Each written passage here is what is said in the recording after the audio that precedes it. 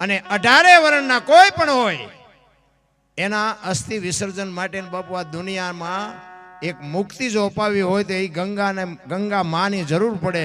અને ગંગા માને આ દુનિયામાં આકાશમાંથી પૃથ્વી માથે ઉતારવા વાળો બાપુ મહાપુરુષ ભગીરથ રાજા, આવડો મોટો મહાપુરુષ, આવડો મોટો ઇતિહાસ.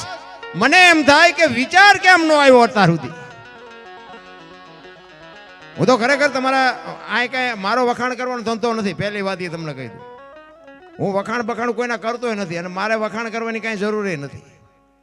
પણ ખરેખર હું તમારા ગામને બાપુ દિલથી સલામ કરું છું કે આ તમને જે વિચાર આવ્યો ને એ બાપુ તમારા મા બાપને બાપુ હું તો ધન્યવાદ સલામ આપું છું. ખરેખર આ વિચાર જ્યારે આવે ને એ તો કંઈક મા બાપના, કંઈક ગુરુ મહારાજના, કંઈક પૂર્વ જન્મના કંઈક જો આ મારી પાસે સંસ્કારનું સિંચન કર્યું હોય ને તો જ આવું હું છે.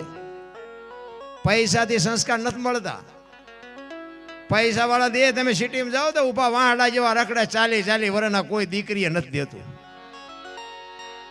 કોઈ મતલબ નથી રામ. પણ આવા જયારે વિચાર આવે, આજ આનંદ, આજ ઉસળંગ, આજ સલુણા ને સખી અમારે આંગણે કંચન વર્ષો મેં, એવા ભગીરથ દાદાનું જયારે અહીંયા અનાવરણ મૂર્તિ પ્રતિષ્ઠાનું અનાવરણ કરવામાં આવે, તમે વિચાર કરજો 4 પેઢી આ ગંગા માને ઉતારવા હાટું થઈને 4 પેઢી બાપુ હોમાઈ ગઈ હોય. વિચાર કરજો આ મહાપુરુષોએ કેવા ભગીરથ બાપુ તપ કર્યા છે, કેવા ભગીરથ એમને પ્રયત્નો કર્યા છે. સીધી લીટીના વારસદાર સગર રાજાથી બાપુ આગળ જાઓ, એ 4થી પેઢીએ બાપુ ભગીરથ રાજા થાય. અને ભગીરથ રાજા એ એક જ નિર્ણય કરે કે અમારી 3 પેઢી વહી જાય, હું મારા ખોળિયામાંથી જીવ કાઢી નાખું તો ભલે નીકળી જાય, બાકી હું ગંગાને ઉતાર્યા વગરનો તો નહીં જ રહું. ઈ ભગીરથ અને અઘોર તપ કરી અને બાપુ માં ભગવતી ગંગાને પ્રગટ કરે અને કે હું પ્રસન્ન થઈશું, માગો. એ કે મારા પૂર્વજનો તો બરોબર છે, પણ આખી દુનિયાના પૂર્વજનો બાપુ એના ઉદ્ધાર માટે, એના મુક્તિ માટે, એના મોક્ષાર્થ માટે તમારી જરૂર છે બાપુ. અને ગંગાનું જળ જ બાપુ એવું પવિત્ર છે, કોઈ જળ એવું નથી. તમે અમુક ટાઈમ રાખો ને એટલે એ બધું જળ બગડી જાય, બાકી ગંગાનું જળ તમે ગમે એટલા ટાઈમ રાખો ને કોઈ દી એમાં દુર્ગંધ ન આવે. લખવું હોય તો લખી લેજો. ઈ ગંગા મૈયા એમ કે છે કે હું આવું તમારા તપ ઉપર, હું પ્રસન્ન થઈશું, પણ મારો ધોધ ને મારો વેગ જ એવડો છે કે મને ઝીલે કોણ, આ ધરતી નહીં ઝીલી શકે. એ ભોળાનાથને પ્રસન્ન કરી અને ભોળાનાથને કહે છે પ્રભુ આવી વાત છે, હવે જો આ કંઈક આનો રસ્તો કાઢી દો. ગંગા માં તો આવવા તૈયાર છે, પણ હવે આનો ધોધ, આનો વેગ કોણ ઝીલે? તેથી બાપુ અખિલ બ્રહ્માંડનો માલિક ભોળિયો નાથ કહેતો હોય કે કાંઈ વાંધો નહીં, હું તારી ઉપર રાજો થયો છું કે તને આ વિચાર આવ્યો છે ને ગંગાને નીચે લાવવાનો. એમને કહી દે ગંગા માને મારી જટામાં ધૂપકો મારે, ભલે મારું જે થવું હોય થાય. ભોળાનાથને ઈ કહેવામાં આવે ને ભોળાનાથને હુકમ થયો ને ભોળાનાથની જટામાં બાપુ ગંગાજી ધૂપકો માર્યો ને, અને એ ભોળાનાથે બાપુ જટા એવી કરી ગંગાજીએ હલવાઈ ગયા. અહમ તો બાપુ કોઈનો રાજા રાવણનો નથી હાલ્યો, મારું ને તમારું શું હાલે? મોટા હતા મહીપતિ, ગજબ હતા ગંભીર, સબળ જેના શરીર, મહાણે દીઠા મેકરણ. હું તો એમ કહું ભગવાને આપ્યો ને તો ખાજો પીજો વાપરજો, પણ ઠેકડા ન બહુ મારતા. મેં બહુ માર્યા, આ તો સારું થયું માર્ગ જડ્યો, ને કે આપણે ખોવાઈ ગયા હોત ચેદું ને અહીંયા હોત જ નહીં. હા, કારણ કે સમય ઈશ્વર બાપુ બધાનો સમય એક વખત આપે ને આપે, લખી લેજો. એટલા જ માટે મને, હું છે ને, હું જો કે કલાકાર નથી, હું તો આ બધો હળબેઠે સીડ્યો છું ને આવ્યો છું. અને બીજી વાત કે હું આ ભગીરથ દાદાનો જે ઇતિહાસ છે ને બાપુ, રામાયણ હારે સંકળાયેલો છે, રામની સીધી લીટીના વારસદાર હારે સંકળાયેલો છે. એટલે મને રામાયણ બાપુ બહુ ગમે છે અમથી હતી. અને એમાં ભગીરથ રાજા તો બાપુ એક રામાયણનું પાત્ર કહેવાય. એટલા માટે મહાપુરુષો રામાયણની વાણીમાં એક મારે વાણી કરવી છે. રામના રે નામની રે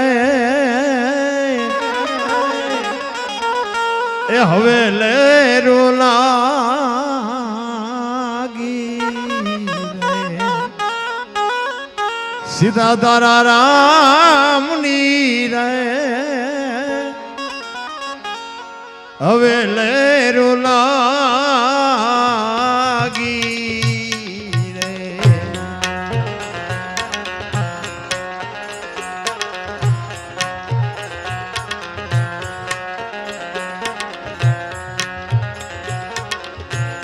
વનો રાત વનમાં રામે મઢોલી બનાવી રે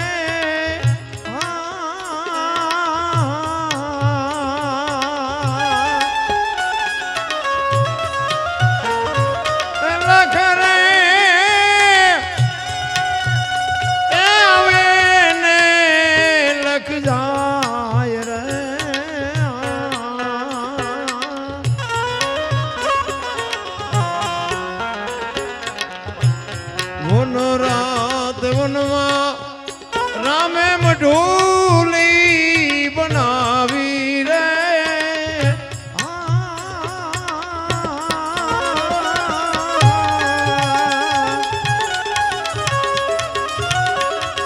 લખ રે આવે ને લખ જાય રે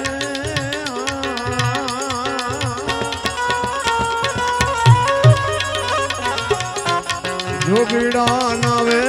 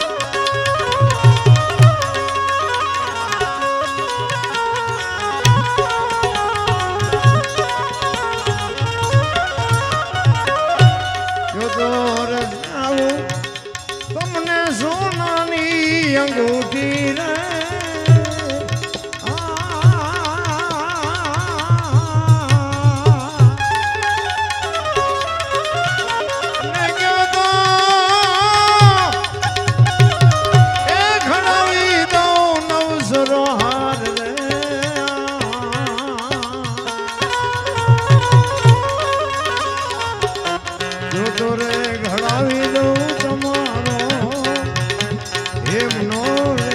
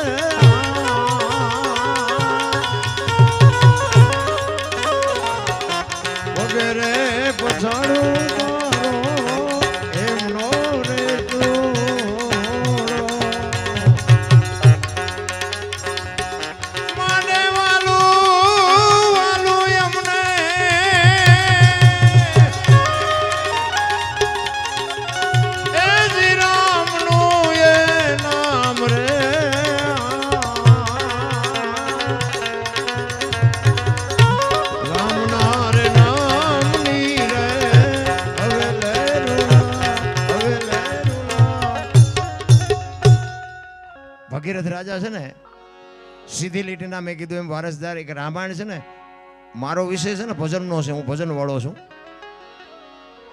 આપણે બેનું છે ઘણા બધા, તમારે મને ખબર છે, મારે બહુ ઝાઝો સમય નથી લેવો ને 3-4 બહેનો છે, એક દીકરો છે, એને જ આપણે સાંભળવા છે. પણ મારે મૂળ તત્વની વાત કરવી છે. રામાયણ છે ને રામાયણ, એક ઘરમાં બાપુ રામાયણ હોય ને કોઈ દી અજુગતો પ્રસંગ ન બને. રામાયણ આ ભગીરથ રાજા ના વંશજોની વાત છે બાપુ. રામાયણ છે ને રામાયણ દુનિયાએ ઊંધી ચિત્રી નાખી. રામાયણ છે કંઈક જુદી, દુનિયાએ ચિત્રી નાખી દૂધી. તમે વિચાર કરજો, તમને હું 1-2 દાખલા આપું કે સીતાજી લક્ષ્મણ રેખાને ઓળંગી ગયા ને કે હરણ થયું. આપણે તેથી હતા નહીં, આ બધું શાસ્ત્રના આધારે કે રામ વનમાં ગયા તે બધા કહે છે એટલે હું કહું છું. હું અહીંયા ગયા ત્યારે હતો નહીં. આ પાછો કોઈ ફોન બોન ન કરતા. સીતાજી કે લક્ષ્મણ રેખાને ઓળંગી ગયા અને હરણ થયું. તે હું એમ કહું છું સીતાજીમાં શક્તિ નહોતી. જો બાપુ રામાયણ છે ને વિચારવા જેવી છે. મિથિલા નરેશની દીકરી બાપુ અગ્નિનો ગોળો હતો. રાવણ માથે દ્રષ્ટિ પડે ને રાવણની રાખ આ દુનિયામાં ન પડે. પણ તમને અને મને એ કેળો બતાવે એ દીકરી કે જે લક્ષ્મણ રેખા બાપુ આ દુનિયામાં ટપે ને એનું આ દુનિયામાં હરણ જ થાય. બાપુ રાવણ તો ગામો ગામ છે, મરી ગયા વેમમાં ન રહેતા. લક્ષ્મણ રેખા બધાને હોય, દીકરાને હોય, બાપને હોય, વહુને હોય, માને હોય, પત્નીને હોય. જે લક્ષ્મણ રેખા ટપી જાય એનું હરણ જ થાય. લખવું હોય તો લખી લેજો. દીકરાના ઘરે દીકરા હોય, જુવાન દીકરા હોય ને જુવાન દીકરાની વહુ હોય ને પછી આપણે છોકરાને 80 મણની ગાળ્યું દઈ તો ઊંસા કરીને પડતા મૂકે હતી ગઢા હેડકે હાજા થાય. નથી લાગતું રેખા ટપી ગયા હોય એવું નથી લાગતું? આપણે જ ઘરમાંથી ઊભું કરી છે ને કે આ મગજમારી જ ન હોય.